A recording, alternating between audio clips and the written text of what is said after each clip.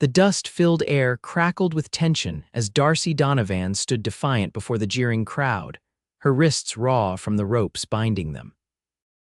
Blood trickled down her temple, but her emerald eyes blazed with a fury that made even the most hardened men of Bismarck, North Dakota territory, shift uncomfortably in their boots. It was the summer of 1876, and the frontier town had never seen justice dispensed so cruelly to a woman, especially one whose only crime had been defending herself. "This'll teach you to know your place, girl." Sheriff Walton spat, his weathered face twisted with disgust as he yanked her toward the wooden post erected in the town square. The crowd's murmurs grew louder, a mix of bloodthirsty anticipation and uneasy whispers. Darcy's chin remained high despite the terror coursing through her veins. At 22, she'd already endured more than most women twice her age. The frontier had not been kind to an orphaned young woman with nothing but determination and quick wits. Yet never had she imagined herself facing public humiliation and punishment for rejecting the advances of the mayor's son. 20 lashes for assaulting Timothy Jenkins, the sheriff announced, securing her bonds to the post as the mayor's son stood smugly among the onlookers, the scratch marks on his face telling only half the story. "That ain't justice," came a deep voice from the edge of the gathering. The crowd parted like the Red Sea as Samuel Vance strode forward, his tall frame casting a long shadow in the late afternoon sun.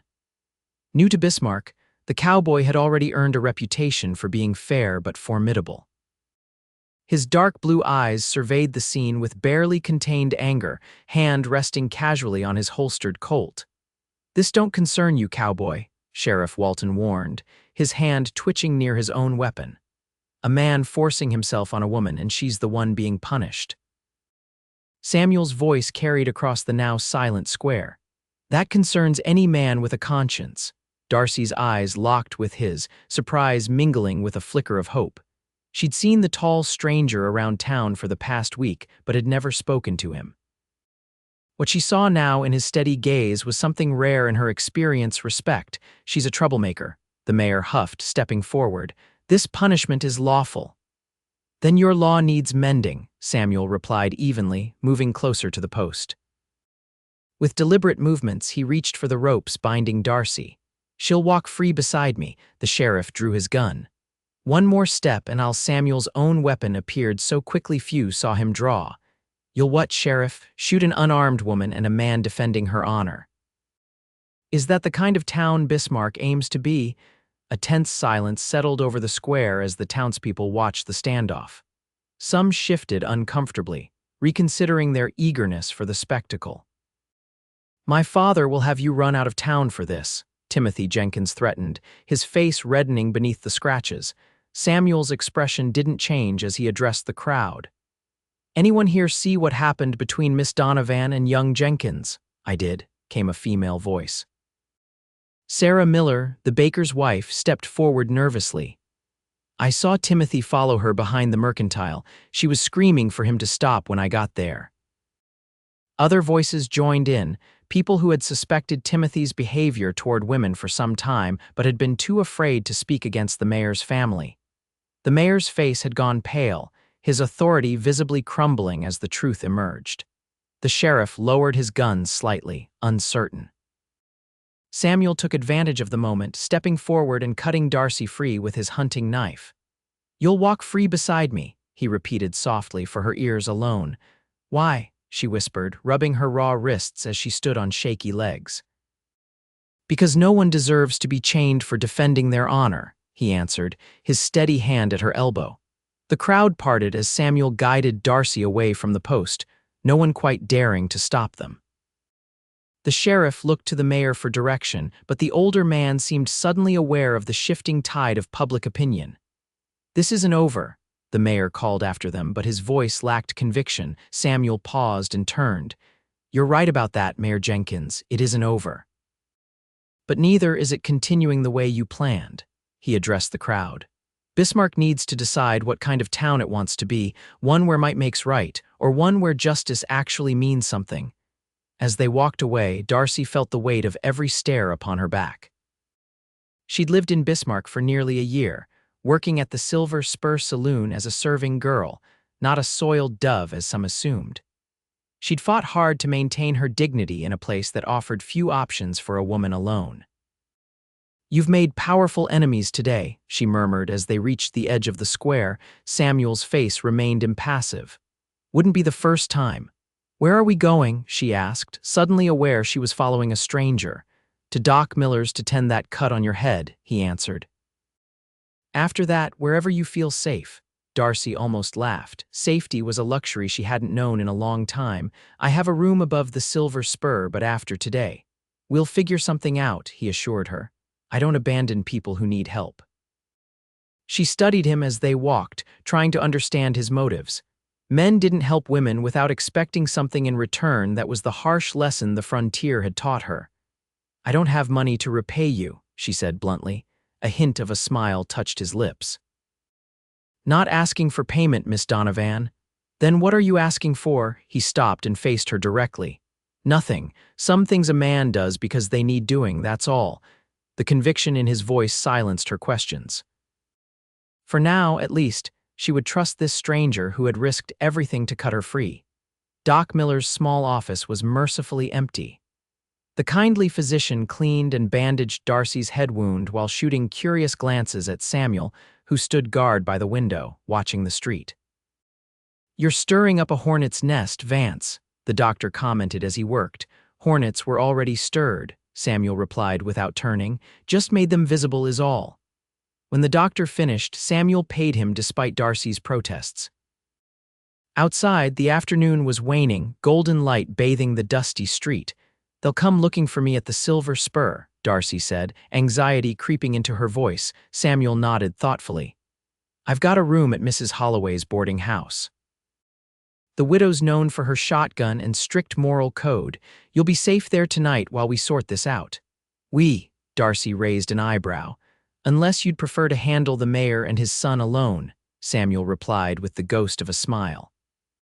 For the first time that day, Darcy felt a genuine smile tug at her lips. "I suppose I could use an ally." As they made their way to the boarding house, Darcy noticed how people either nodded respectfully to Samuel or averted their eyes. She'd heard rumors about the quiet cowboy who'd arrived in Bismarck a week ago, that he was looking for work with one of the cattle outfits, that he'd been a lawman somewhere south, that he was running from something. Now she wondered which, if any, were true. Mrs. Holloway greeted them at the door of her immaculate two-story house, her shrewd eyes taking in Darcy's bandaged head and torn dress. Samuel explained the situation with remarkable economy of words. "That Jenkins boy," the widow muttered, shaking her head.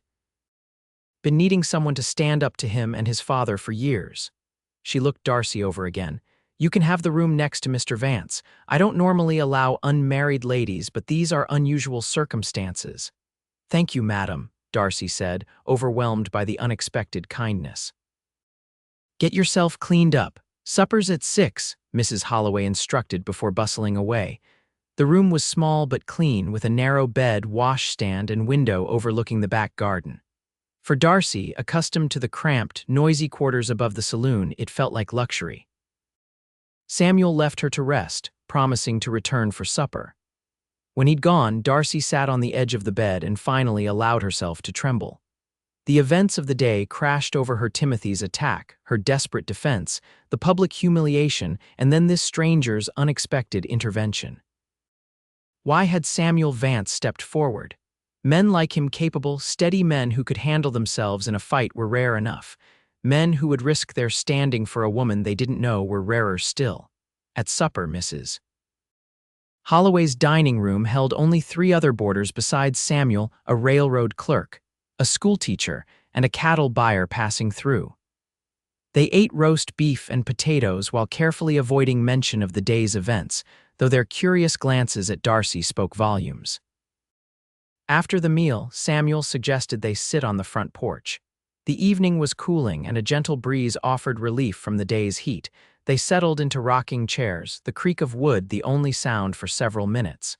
"Why did you help me?" Darcy finally asked the question that had been burning in her mind. Samuel took his time answering, his gaze fixed on the darkening street. I've seen what happens when good people stay silent. 5 years ago, I was a deputy marshal in Kansas. Watched a judge sentence a woman to hanging because she killed her husband, a man who'd beaten her half to death more times than anyone could count. He paused, the memory clearly painful. I was supposed to guard her the night before the execution. Instead, I unlocked her cell and gave her my horse. Lost my badge for it, but I'd do it again. Darcy absorbed his words. So you're not actually a cowboy? That drew a genuine smile from him. Grew up on a cattle ranch in Texas, went back to it after I lost the badge, just passing through Bismarck looking for work with one of the outfits.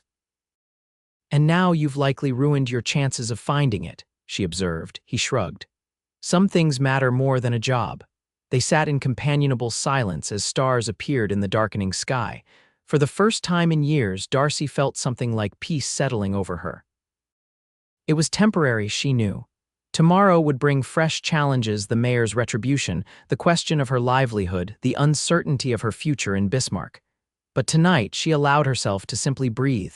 "Thank you," she said softly. "Not just for stopping them, but for saying I'd walk free beside you. Not behind, not under your protection. Beside you." Samuel's eyes met hers, something warm and appreciative in their depths. Meant every word. Morning came with a knock on Darcy's door. Mrs. Holloway handed her a simple but clean dress. "Thought you might need this. It belonged to my daughter before she married and moved to St. Louis." Touched by the gesture, Darcy thanked her and changed quickly. The dress fit well enough, its blue calico fabric a welcome change from her tattered clothes. Downstairs, she found Samuel in conversation with a wiry, weather-beaten man whose trailed, dusty clothes marked him as recently arrived. "Miss Donovan," Samuel greeted her. "This is Frank Cooper, foreman of the Circle B Ranch. I was supposed to meet with him yesterday about work." Cooper tipped his hat to Darcy. "Madam," to Samuel he continued, "as I was saying, word of what happened in Town Square yesterday spread fast. Boss is impressed with a man who stands up for what's right, even when it's inconvenient." "That's generous of him," Samuel replied cautiously. "Boss lady," Cooper corrected with a wry smile. "Beatrice Baker inherited the spread when her husband died 2 years back. Been running it better than he ever did, if you ask me. She wants to meet you, both of you." He glanced at Darcy. "Says there might be work for a woman with spirit, too." Darcy exchanged surprised looks with Samuel. "Why would she want to meet me, Mrs. Baker has her own history with the Jenkins family," Cooper explained. "Let's just say she appreciates anyone who stands their ground against them." After breakfast, they rode out with Cooper in a wagon borrowed from the livery. Darcy had never been outside Bismarck since arriving on the stagecoach a year before. The rolling prairie stretched to the horizon, patches of summer wildflowers adding color to the landscape. "How big is the Circle B?" Samuel asked as they traveled. 20,000 acres, Cooper answered proudly. "One of the biggest spreads in the territory. Mrs. Baker runs about 5,000 head of cattle, breeds some of the finest horses this side of Kentucky, too." As they crested a gentle rise, the ranch came into view, a sprawling main house, bunkhouse, barn, and various outbuildings arranged around a central yard. Men on horseback moved cattle in the distance, and smoke rose from the blacksmith's forge. Beatrice Baker greeted them on the wide porch of the main house. In her mid-40s, she carried herself with the confidence of a woman who knew her own mind. Her dark hair showed streaks of silver, and laugh lines framed her sharp eyes. "So you're the man who stood up to Milton Jenkins and his whelp of a son," she said without preamble, extending her hand to Samuel. "About time someone did." Samuel shook her hand. "Wasn't looking for trouble, madam." "Sometimes trouble finds those with the backbone to face it," she replied, turning her attention to Darcy. "And you, young lady, showed courage many men in Bismarck lack." She invited them inside, where a housekeeper served coffee in a parlor that blended frontier practicality with touches of Eastern refinement. As they settled into comfortable chairs, Beatrice got straight to business. "I need a new ranch foreman," she told Samuel. "Frank's a good man, but he's getting married next month and moving to Oregon with his bride. I need someone who can manage men, understand cattle, and isn't afraid to make hard decisions." Samuel looked surprised. That's a big responsibility to offer someone you just met. I've been asking around about you since you hit town, Beatrice said bluntly. Former deputy marshal who lost his badge defending a woman in trouble. 5 years working cattle for the Bar T in Wyoming. References say you're honest, hardworking, and fair. She turned to Darcy. As for you, Miss Donovan, I need someone to help run this house and keep my accounts. My eyes aren't what they used to be, and my daughter who used to help is back east at school. Darcy's mind reeled at the unexpected offer. I don't have experience with accounts, Mrs. Baker. Can you read, write, and cipher? Yes, madam. My father was a schoolteacher before he died. That's more than enough to start with. I'll teach you the rest. Beatrice sipped her coffee. The job comes with room and board plus wages. More importantly, it comes with respect, which I suspect has been in short supply for you in Bismarck. The offer was incredible, almost too good to be true. Darcy glanced at Samuel, who seemed equally surprised. Why are you really doing this? Samuel asked carefully. Beatrice set down her cup.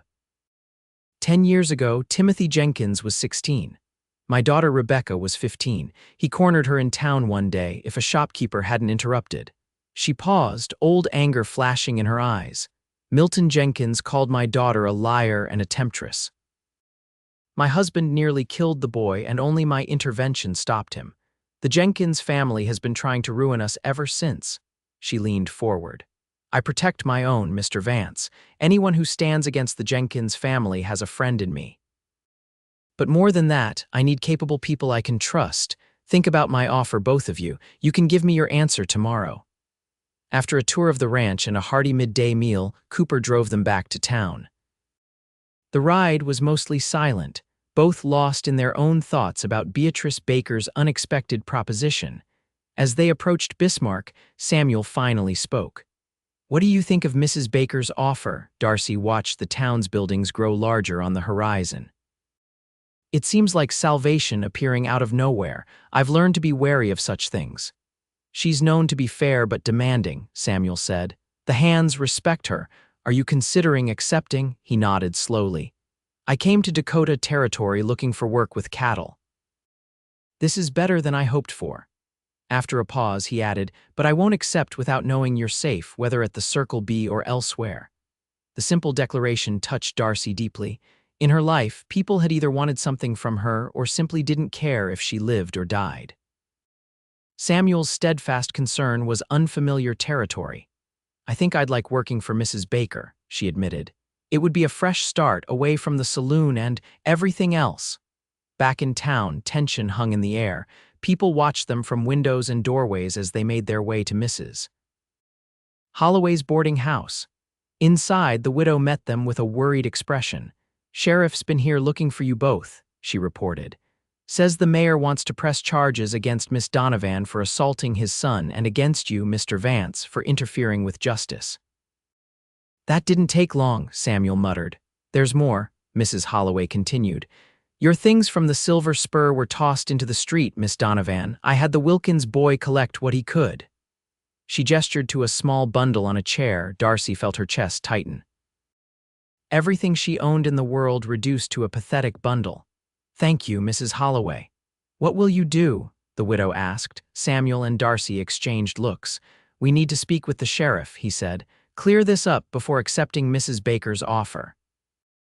The sheriff's office was a small wooden building off the main street.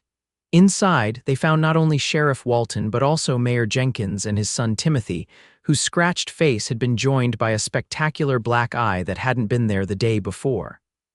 Well, well, the mayor said smugly. Saved us the trouble of hunting you down. We heard you were looking for us, Samuel replied calmly. Something about charges? Sheriff Walton looked uncomfortable. Mayor wants to charge Miss Donovan with assault and you with obstruction. Interesting, Samuel said, leaning against the wall. Because we're here to file charges against Timothy for attempted rape.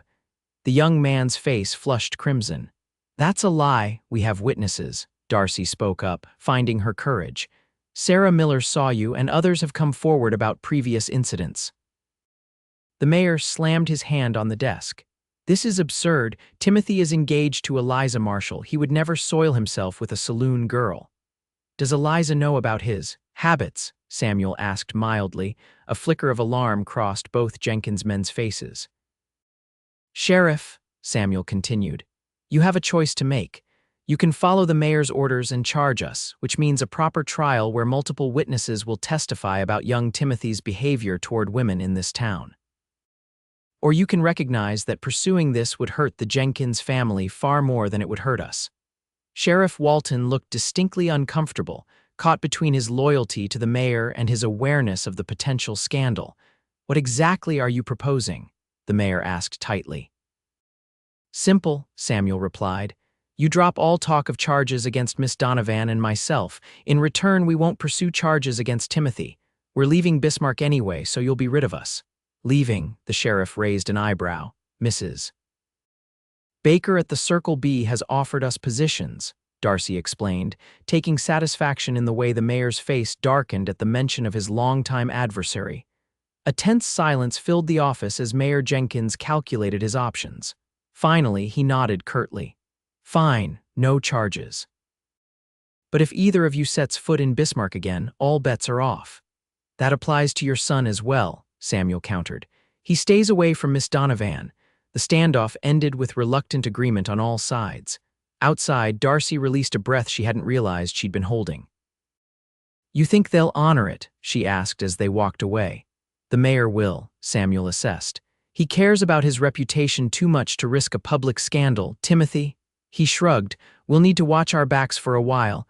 They returned to Mrs. Holloway's to gather their few belongings. The widow wished them well, refusing Samuel's attempt to pay for an extra night. "You two have stirred up more excitement than Bismarck has seen in years," she chuckled. "Just promise to visit an old woman sometimes." By mid-afternoon, they were on the trail back to the Circle B, this time riding horses borrowed from the livery with the promise that Cooper would return them. Darcy, who had learned to ride as a child in Minnesota, felt a growing sense of liberation as they put distance between themselves and Bismarck. "Freedom feels good," she commented as they rode side by side. Samuel gave her a genuine smile that transformed his usually serious face. "That it does." At the ranch, Beatrice Baker welcomed their decision with satisfaction. "You've made a wise choice, both of you. Work starts at dawn tomorrow." She showed Darcy to a comfortable bedroom in the main house, while Samuel would have quarters in a small cabin near the bunkhouse, befitting his position as foreman. That night, Darcy stood by her window, looking out at the vast Dakota sky scattered with stars. For the first time since her parents' deaths 5 years ago, she felt something like hope taking root. She had decent work, a safe place to sleep, and perhaps even a friend in Samuel Vance, the quiet cowboy who had declared she would walk free beside him. Morning came early at the Circle B. By the time the sun crested the eastern horizon, the ranch was alive with activity. Men filed out of the bunkhouse toward the chuck wagon where the cook served a hearty breakfast. Horses nickered in the corrals and cattle lowed in the distance. Darcy joined Beatrice in the main house's dining room, where the older woman outlined her duties over coffee and biscuits. "The books are a mess," Beatrice admitted. "Harold, my late husband, kept everything in his head. I've been trying to organize things since he passed, but it's slow going." She led Darcy to a small office off the main parlor where ledgers were stacked haphazardly on a solid oak desk. "I need to know exactly what we're spending, what we're earning, and where we stand with our contracts for cattle sales." The task was daunting but not impossible. Darcy's father had taught her bookkeeping along with her letters, believing that a woman should be able to manage her own affairs. She rolled up her sleeves and got to work, starting with the most recent ledger. Meanwhile, Samuel rode out with Cooper to meet the ranch hands and learn the extent of the Circle BTK's operations. The men were initially wary of the newcomer who would soon be giving them orders, but Samuel's quiet competence and willingness to work alongside them quickly earned their respect. The days settled into a rhythm. Darcy spent her mornings organizing the ranch's accounts and her afternoons helping Beatrice with correspondence and household management. Samuel immersed himself in learning every aspect of the ranch operation, from the breeding program for the prized horses to the condition of the far pastures. They saw each other mainly at mealtimes, when all three ate together in the main house. Beatrice was a natural storyteller, regaling them with tales of the early days of the Dakota Territory and her adventures as a young bride on the frontier. Harold was a good man, she told them one evening over apple pie. Not perfect, mind you, but good where it counted. When he died, most folks expected me to sell the ranch and move back east to be a proper widow. What made you stay? Darcy asked. Stubbornness, mostly, Beatrice chuckled. But also, this land gets in your blood. I couldn't imagine leaving it. She studied them both thoughtfully. You two are fitting in well here. The men respect you, Samuel, and Darcy, you've made more progress with those books in 2 weeks than I made in 2 years. The Circle B is a good place, Samuel acknowledged. You've built something to be proud of. Yes, well, it wasn't without cost. Beatrice's expression darkened momentarily. The Jenkins family has tried repeatedly to force me out. Milton wants this land. It controls access to the river where his cattle water. Is that why he has such a grudge against you? Darcy asked. That, and the fact that I publicly humiliated him when he tried to cheat me on a cattle sale after Harold died. Beatrice smiled grimly. He assumed a widow would be easy prey. I proved him wrong. As summer progressed toward autumn, Darcy found herself watching for Samuel whenever he rode in from the range. There was something compelling about the quiet strength he carried, the way he treated everyone from Beatrice to the youngest stable boy with the same level of respect. For his part, Samuel often found reasons to stop by the main house, ostensibly to report to Beatrice but lingering when Darcy was present. Their conversations, initially about ranch business, gradually expanded to include their pasts, hopes, and observations about life. One evening in early September, Darcy was sitting on the front porch, enjoying the cooling air after a hot day, when Samuel rode in. He stabled his horse and walked toward the main house, his stride easy despite the long hours in the saddle. "Evening," he greeted, removing his hat as he climbed the porch steps.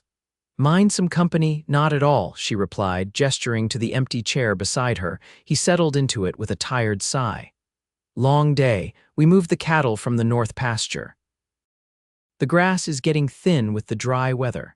Beatrice is worried about that," Darcy nodded. "The accounts show the last drought nearly broke the ranch." They sat in comfortable silence for a while, watching the sunset paint the sky in brilliant oranges and pinks. "I had a letter from Mrs. Holloway today," Darcy mentioned. "She says Timothy Jenkins left town. Apparently his fiancée broke their engagement after hearing rumors about his behavior." Samuel raised an eyebrow. "Can't say I'm sorry to hear it. Where did he go?" "East, according to Mrs. Holloway. His father sent him to stay with relatives in Chicago."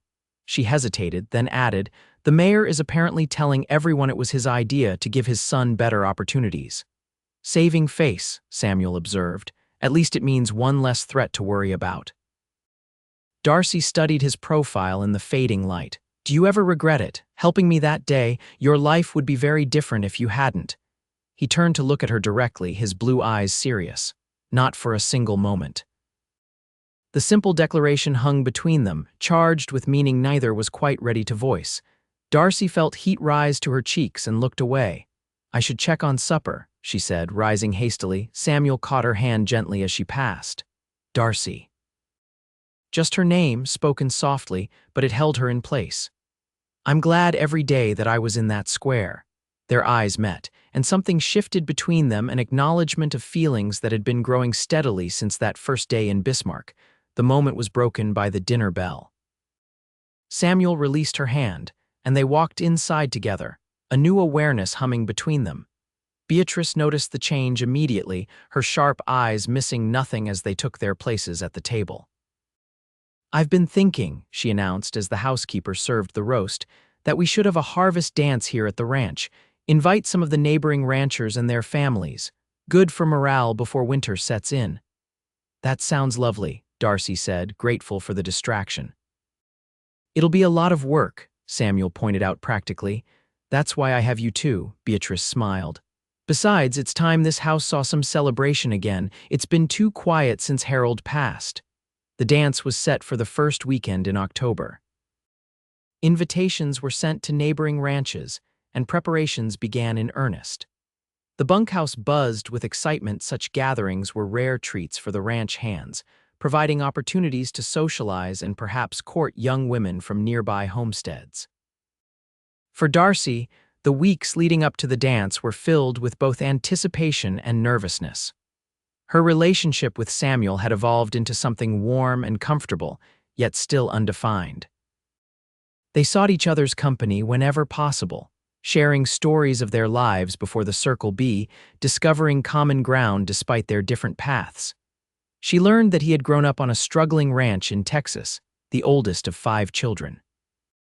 After his father's death, he'd worked as a deputy marshal to support his mother and siblings until they could manage on their own. His sense of justice had been forged early, watching his mother face the harsh realities of frontier widowhood. In turn, she told him about her childhood in Minnesota, the daughter of a schoolteacher and his wife.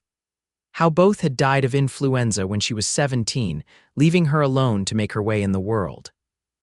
How she'd worked her way west, taking whatever honest work she could find until reaching Bismarck. The night before the dance, Samuel found Darcy in the barn, checking on decorations that had been prepared. Lanterns hung from the rafters and bales of hay had been arranged for seating around a cleared space for dancing. "It looks good," he commented, coming to stand beside her. "I hope so," she replied. "Beatrice has put so much into this, I want it to be perfect for her." Samuel was quiet for a moment before saying, "I've been meaning to ask you something." Darcy turned to him, curious at the unusual hesitation in his voice. "Would you save me the first dance tomorrow night?" he asked, his eyes meeting her steadily. A smile bloomed across her face. "I'd like that very much." The harvest dance exceeded all expectations.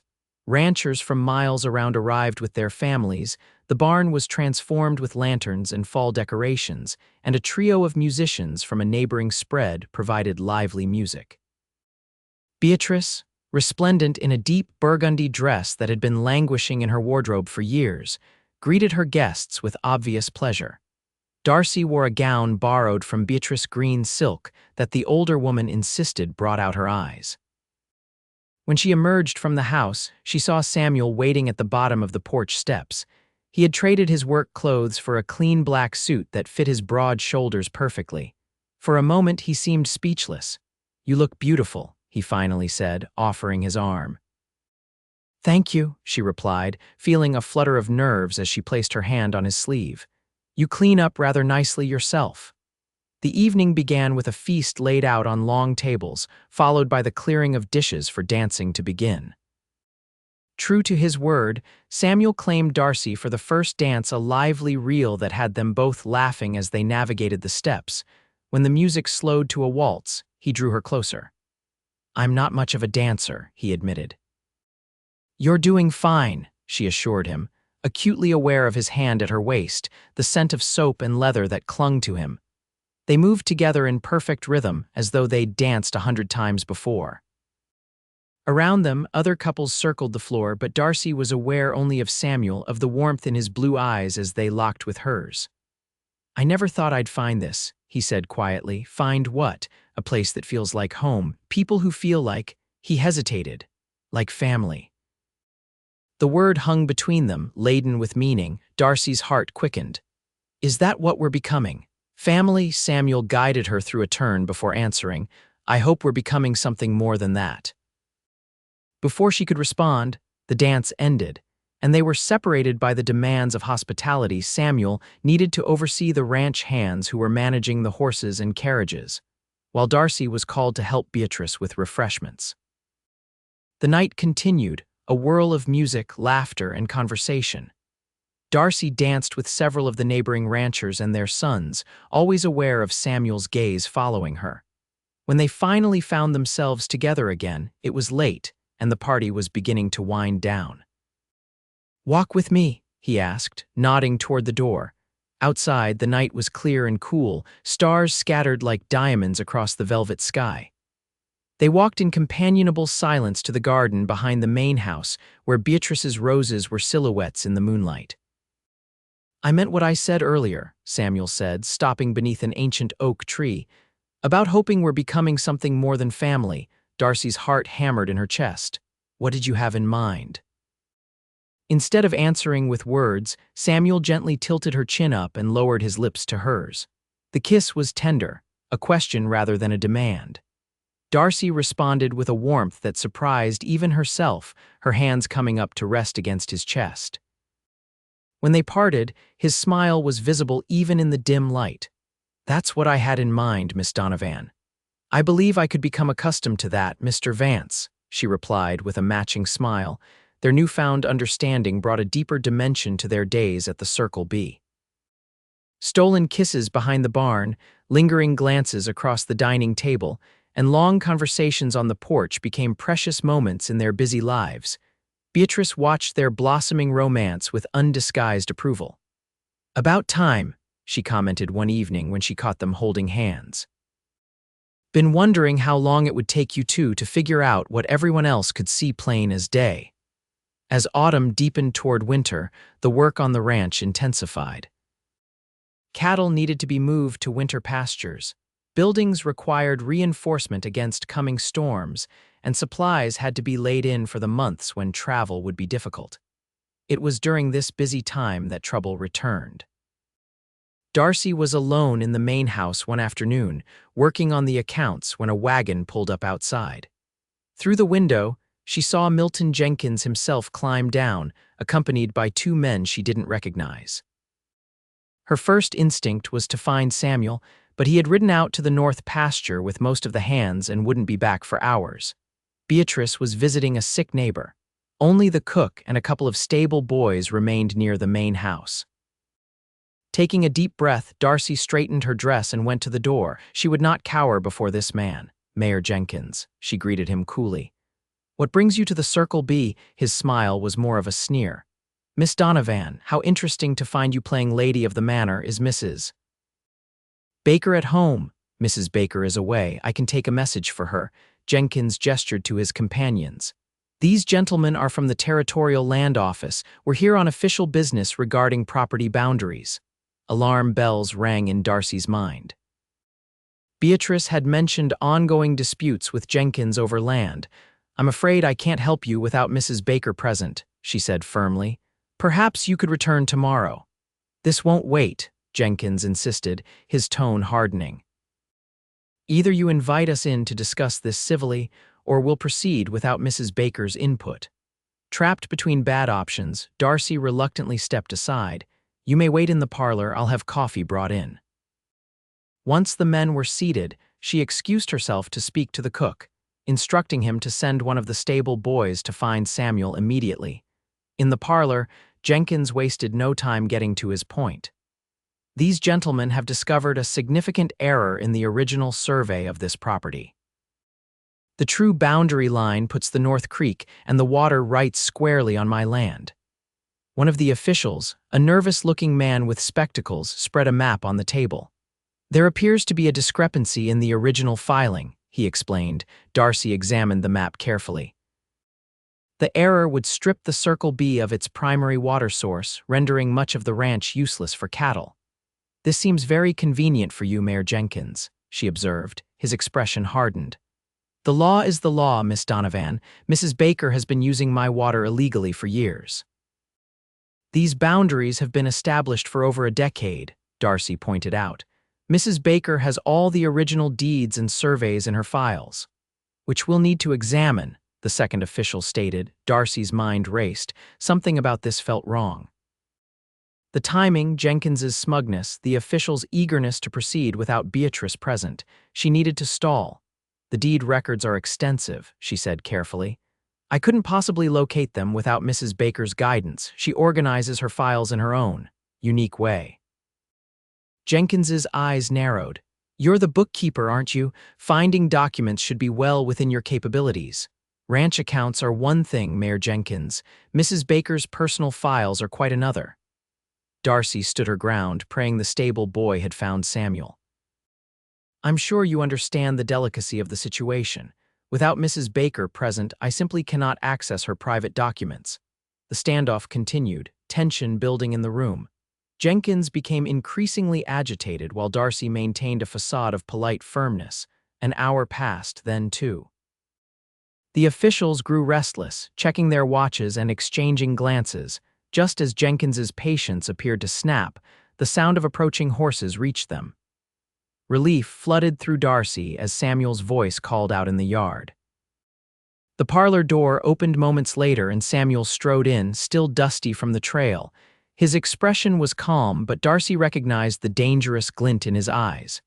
"Mayor Jenkins," he acknowledged coolly, "this is a surprise." "We're here on official business," Jenkins blustered, gesturing to his companions.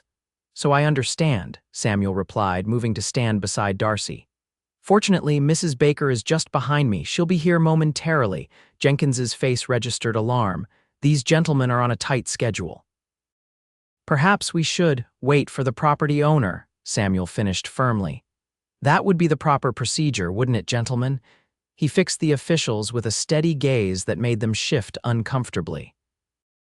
The arrival of Beatrice Baker, accompanied by the neighboring rancher she'd been visiting, changed the dynamic instantly. Informed of the situation, she wasted no time retrieving her deed box from a locked cabinet. "How interesting that you should discover this error now, Milton," she said, spreading her documents on the table. "Especially since the territorial court verified these boundaries just last year in response to your previous challenge." The officials examined her papers with growing discomfort. The neighboring rancher, a respected figure in the territory, confirmed that he had been present for the original survey and that the boundaries had never been in dispute until Jenkins began his campaign against Beatrice. Faced with overwhelming evidence and witnesses, the officials had no choice but to acknowledge that Beatrice's claim was valid. Jenkins departed in humiliated fury, his threats of further action ringing hollow in the face of his failed scheme. That evening, after the excitement had died down, Samuel found Darcy on the porch, wrapped in a shawl against the autumn chill. "You handled Jenkins admirably," he said, settling beside her. "Beatrice is impressed and so am I," Darcy sighed, the tension of the day finally releasing. "I was terrified if you hadn't arrived when you did." "You were holding your own," he assured her, taking her hand. "You're stronger than you give yourself credit for." She leaned against him, drawing comfort from his solid presence. "I keep waiting for it all to fall apart," she admitted. "The peace we've found here, this life we're building, it seems too good to be true." "It's real," Samuel said, pressing a kiss to her temple, "and worth fighting for." The following day, Beatrice summoned them both to her study after breakfast. She seemed unusually solemn as she gestured for them to sit. "Yesterday's events made something clear to me," she began. "I'm not getting any younger, and the Circle B needs protection for the future." Samuel and Darcy exchanged puzzled glances. "I've decided to make some changes to my will," Beatrice continued. "I've always planned to leave the ranch to my daughter, but Rebecca has made it clear she has no interest in returning to Dakota territory. She's marrying a banker in Boston next spring." She fixed them both with a steady gaze. "I want to leave the Circle B to you too, jointly. You've proven yourselves not just capable but committed to what we've built here." The offer left them momentarily speechless. Finally, Samuel found his voice. "Mrs. Baker, that's incredibly generous, but nothing," she interrupted. "I've given this considerable thought. The only condition is that you stay and manage the place until I'm gone, which I hope won't be for many years yet." Her expression softened. "And perhaps make it a proper home together." The implication was clear, bringing a flush to Darcy's cheeks. "Mrs. Baker, are you suggesting that you two should marry?" "Yes, I am," Beatrice smiled. "Though I'd have suggested it even without the ranch as incentive. Anyone with eyes can see you belong together." Left alone to absorb Beatrice's proposal, Samuel and Darcy walked to the stables, seeking privacy among the horses. The familiar smells of hay and leather were comforting as they tried to process the morning's conversation. "She certainly doesn't mince words," Darcy said, leaning against a stall door. Samuel chuckled. "No, she doesn't." He studied Darcy's face. "How do you feel about her suggestion? Which part, the ranch or—" She trailed off, suddenly shy. "The marriage part," he clarified, stepping closer. Darcy met his eyes. I think it's something I've been hoping for but was afraid to expect." Samuel took her hands in his. "I've been carrying something around for weeks, waiting for the right moment." From his pocket, he withdrew a small ring, a simple gold band with a modest diamond. "It was my mother's. I wrote to her about you, and she sent it, saying it should belong to the woman who captured my heart." Tears welled in Darcy's eyes as he continued, his voice husky with emotion. "Darcy Donovan, from the moment I saw you in that town square, ready to face whatever came with your head held high, I knew you were someone special. These months at the Circle B have only confirmed what I felt then. I love your strength, your kindness, your determination. Will you marry me?" Her answer was immediate and fervent. "Yes, Samuel Vance. Yes, I will marry you." The ring slipped onto her finger perfectly, as though it had been made for her. Their kiss sealed the promise, tender and full of hope for the future they would build together. The wedding took place on Christmas Eve, with Beatrice insisting on hosting it in the main house. The parlor was decorated with evergreens and red ribbons, a magnificent tree standing in the corner, adorned with candles and ornaments Beatrice had collected over decades. Neighbors from surrounding ranches gathered to witness the ceremony, performed by a circuit preacher who had arrived just in time despite the snow-covered trails. Ranch hands stood awkwardly in their Sunday best, genuinely happy for the couple who had earned their respect. Darcy wore a cream-colored dress that Beatrice and the housekeeper had worked on secretly for weeks. Samuel, in a new black suit, watched with undisguised adoration as she walked toward him on Beatrice's arm. The preacher's words were traditional but deeply felt as the couple exchanged vows and rings. Samuel had commissioned a band to match Darcy's engagement ring from a silversmith in Bismarck, sending Cooper to collect it. "I now pronounce you husband and wife," the preacher declared. "You may kiss your bride." Samuel's kiss was gentle but full of promise, a pledge of the life they would share. The small gathering erupted in cheers and applause, none louder than Beatrice, who wiped tears from her eyes unashamedly. The celebration continued with a feast and dancing, the bunkhouse musician providing lively tunes on his fiddle. As evening deepened, the guests departed with good wishes, leaving the newlyweds to begin their life together.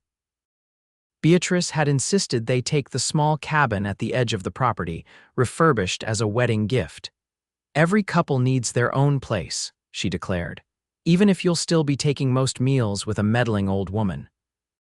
That night, as snow fell gently outside their new home, Samuel and Darcy lay entwined before the fireplace, marveling at the journey that had brought them together. "If someone had told me a year ago that I'd be here now, I wouldn't have believed them," Darcy murmured, her head resting on Samuel's chest. "When I cut you free from that post," he replied, stroking her hair, "I never imagined I was securing my own happiness." She raised herself on one elbow to look into his eyes. "You said I would walk free beside you. Did you mean it even then?" "I meant it," he affirmed, "though I didn't realize just how much I would come to need you walking beside me for all our days." Their kiss was a promise renewed, the beginning of a lifetime together on the land they had come to love. Spring arrived with renewal and change. The Circle B flourished under Samuel's management and Darcy's careful accounting. Beatrice, freed from many of the daily responsibilities, took pleasure in mentoring them both, sharing her decades of hard-won wisdom about ranching in the Dakota territory. In late April, as wildflowers began to carpet the prairie, Darcy shared news that brought joy to the entire ranch. She was expecting a child in the autumn. Samuel's reaction was everything she could have hoped for, his usually reserved demeanor giving way to unrestrained happiness. Beatrice was equally delighted. "Nothing completes a home like a child," she declared, already making plans for a nursery in the cabin. The pregnancy proceeded smoothly through the summer months. Darcy continued her work with the books, though Samuel insisted she rest more as her condition advanced. The ranch hands treated her with a mixture of protective concern and awkward courtesy that amused her greatly. In early October, just after the harvest dance that had become a Circle B tradition, Darcy gave birth to a son. They named him William Harold Vance, William for Samuel's father and Harold for Beatrice's husband. "A fine name for a future rancher," Beatrice approved, cradling the infant with practiced ease. "He has your eyes, Samuel, and Darcy's spirit, if that yell is anything to judge by." The baby brought a new dimension to their happiness, cementing the sense of family that had been growing since they first arrived at the Circle B. Samuel proved to be a devoted father, often carrying William with him as he went about his work on the ranch, introducing his son to the life they would share. 2 years later, a daughter joined the family, Elizabeth Beatrice Vance, named for both grandmothers. The children grew strong in the clean Dakota air, surrounded by love and the freedom of the open prairie. Milton Jenkins eventually sold his ranch and moved east following a financial setback, ending the long-standing feud with the Circle B.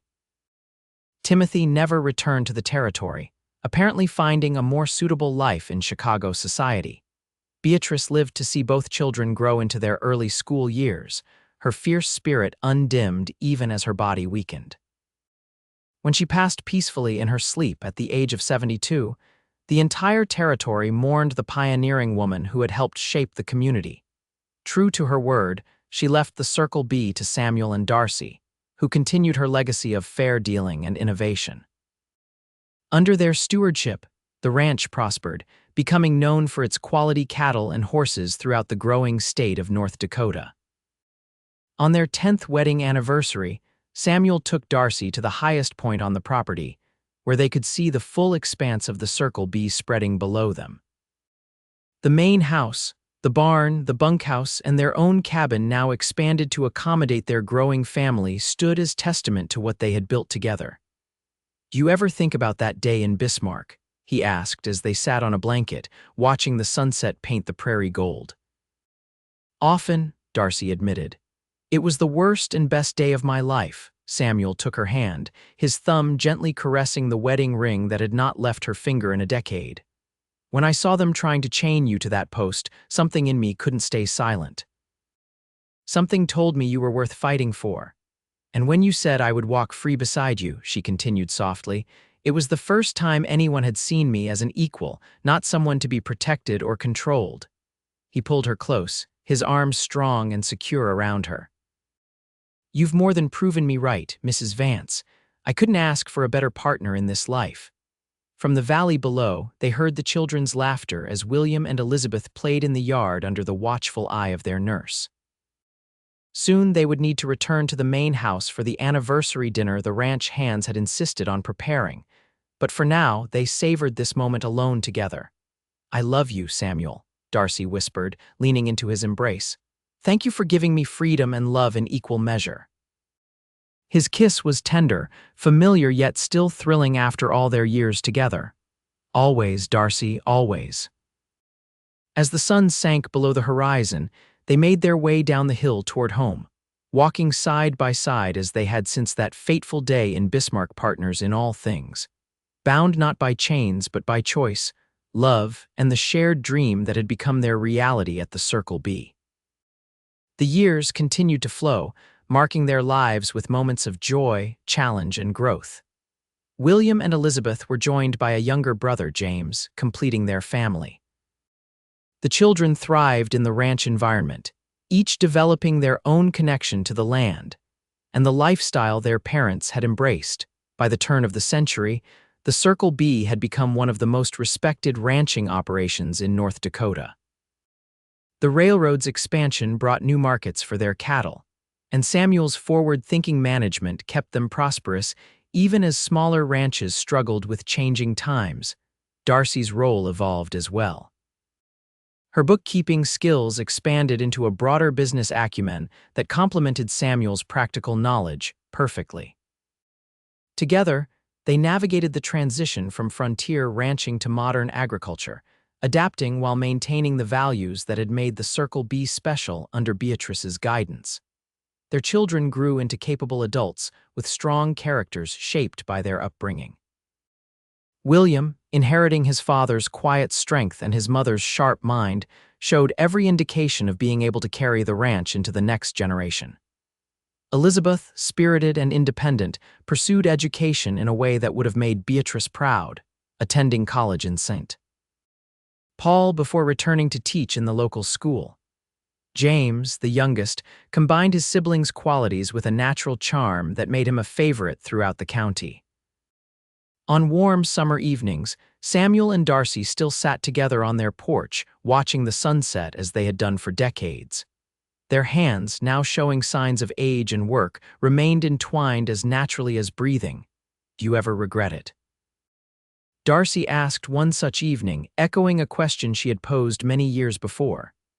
This life we've built, the path we chose, Samuel's smile, lined now with the years that had passed, held the same warmth it always had when he looked at her. Not for a single moment, he answered, just as he had that first time. Every day with you has been a blessing I never expected to find. Their legacy extended beyond their children and the prosperity of the Circle B. Throughout the years, they had quietly helped others who needed a fresh start, young women in difficult circumstances, men down on their luck, families struggling to establish themselves. They never forgot what it meant to stand alone against injustice, or how much difference one person's intervention could make. In Bismarck, now a growing city far removed from the frontier town it had once been, old-timers still sometimes told the story of the day a quiet cowboy had cut a woman free from the punishment post, declaring she would walk beside him rather than in chains. The tale had taken on almost legendary qualities, embellished with each telling, but the essence remained true, a moment of courage that had changed not just two lives but, through their influence, countless others. As they approached their golden years, Samuel and Darcy found joy in watching the next generation begin to take up the mantle of the Circle B. William married a capable young woman from a neighboring ranch, ensuring the continuation of the Vance name on the land. "We've been fortunate," Darcy reflected one night as they lay together in the bedroom of the cabin that had been their first home together, expanded and improved over the decades, but still essentially the same. "We have," Samuel agreed, his arm around her shoulders as naturally as it had been on their wedding night. "But it wasn't just fortune. We made choices, took risks, worked hard. And loved deeply," she added, resting her head against his chest to hear the steady heartbeat that had been the rhythm of her life for so many years. "That most of all," he murmured, pressing a kiss to her silver-streaked hair. Outside their window, the Dakota night spread its starry canopy over the land they had tended and cherished. Inside, the warmth of their enduring love created a different kind of shelter, one built of shared experiences, mutual respect, and the knowledge that in each other they had found their true home. The story of Samuel and Darcy Vance, which began with a bold declaration of freedom beside a punishment post in Bismarck, continued to unfold in every season of their lives together, a testament to the power of one courageous stand against injustice, and the remarkable journey that can follow when two people walk forward, side by side, into a future they create together.